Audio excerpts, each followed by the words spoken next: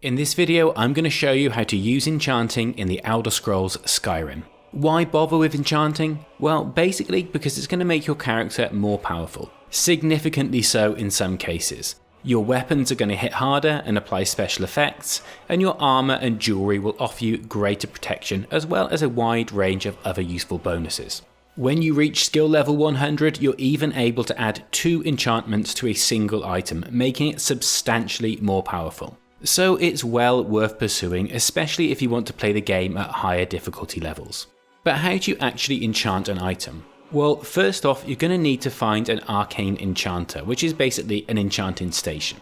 And the easiest one to access early in the game is the one that you can find at this location within Dragon Reach Keep at Whiterun. Basically, enter the hall, walk towards the Jarl's throne and take a right, and in that room you'll find an enchanting station. To use the enchanting station, you're going to need 3 key things. Firstly, you're going to need an item to add an enchantment to. This could be a weapon or a piece of armor or jewelry. Secondly, you're going to need a filled soul gem. And finally, you need a magic effect to apply to the item. Let's start by covering soul gems, as there's a good chance you already have one or more in your inventory by the time you reach Whiterun. Soul gems come in 5 standard varieties: petty, lesser, common, greater and grand. You can get both filled and unfilled gems from various vendors, or you can loot and steal them. The higher level the soul gem, the more powerful version of an enchantment you're going to be able to produce. There's a 6th variety called a black soul gem, and that can be used specifically to capture the soul of NPCs. And also there's an infinitely refillable soul gem called Azura's Star, or the Black Star. The version you get depends on the decision you make during the Black Star quest.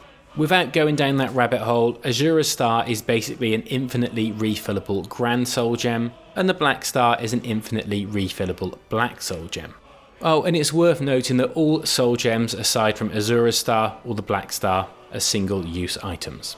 If you've got your hands on a filled Soul Gem of the appropriate size for the enchantment that you wish to make, then you're good to go. However, if you have an empty soul gem, then you're going to need to trap a soul inside it. To do so, you'll need to learn the soul trap spell, which requires you to be at least 25 skill in conjuration, and for you to purchase the spell.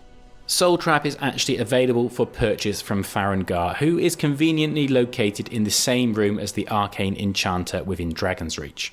Once you have the soul trap spell, you simply need to cast it on an enemy just before they die in order to trap their soul. For this to work, you need to make sure you have an appropriate level empty soul gem in your inventory for the trapped soul to fill. Basically, the more powerful the enemy, the more powerful the soul. If the soul gem you have is too small, it won't capture the soul. However, you can capture a less powerful soul in a higher level soul gem. This will happen if a lower level gem isn't available in your inventory. So watch out for this, because you don't want to pull out a grand soul gem for an enchantment and then find out that it only has a lesser soul in it. The game will always default to the most appropriate empty soul gem when you capture any given soul. So it makes sense to always keep a number of each type of soul gem in your inventory. You're also going to need a magical effect to apply to your item. And you can learn these effects by disenchanting the enchanted items that you loot during your adventures. To disenchant an item, you simply need to use the disenchantment option at the Arcane Enchanter, and you'll then have that magical effect available when creating your own enchanted items.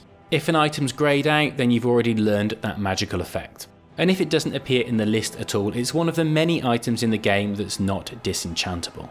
It's also important to note that disenchanting an item will permanently destroy it, so be careful. Once you have your filled soul gem and the spell effect that you want to apply, then you're ready to enchant your item. To do this, you first need to interact with the Arcane Enchanter, which will open the enchanting menu. You then need to select the item you wish to enchant. Following that, you need to select the magical effect that you want to apply to that item. Noting here that if the effect is greyed out, then that effect cannot be applied to that type of item. For example, you can't put a weapon effect on a piece of armor. If your item's a weapon, then you'll also need to use the slider to select the magnitude of the enchant. Basically, the more powerful you make the effect, the less charges the weapon will be able to hold. For non-weapon enchants, this step doesn't apply. Finally, you need to select a soul gem to use. If your item's a piece of armor or jewelry, then you'll notice that the magnitude of the enchant will increase as you select more powerful soul gems. Simple. However, if your item's a weapon, then the system is a little bit unintuitive. You might notice that as you move between the gems, it looks like nothing's really changing. The damage stays the same and the charge bar changes by what looks like a tiny amount. However, it's not a tiny amount, it's actually a massive impact to the number of charges that a weapon can hold. It's a bit awkward to preview the number of charges for each type of soul gem, as every time you select a different gem you have to go back and reselect the item to preview the maximum number of charges it can hold. For example, I'm now showing the difference between using a petty soul gem that's given me 15 charges of the shock enchantment for this bow with the slider maxed out, and now I'm showing a grand soul gem with the slider maxed out, which is going to give me 187 charges. This is an insane difference in how often you need to recharge your weapon. So basically, if you're going to be using that weapon, then it always makes sense to use the best soul gem you have available. Once you've done all of that, you simply need to select craft, and you have your enchanted item. Now let's look at how to level your enchanting skill. Well, it's actually very simple. You just need to enchant and disenchant items, as well as using soul gems to recharge your enchanted items. Of course, you can try to be optimal by googling some speed leveling techniques if you want, but the basic premise is as simple as that. Now if you're wondering whether it's actually worth leveling your enchanting skill all the way to 100, then the answer is yes. For every level you gain in enchanting skill, you're able to produce more powerful enchantments for your items.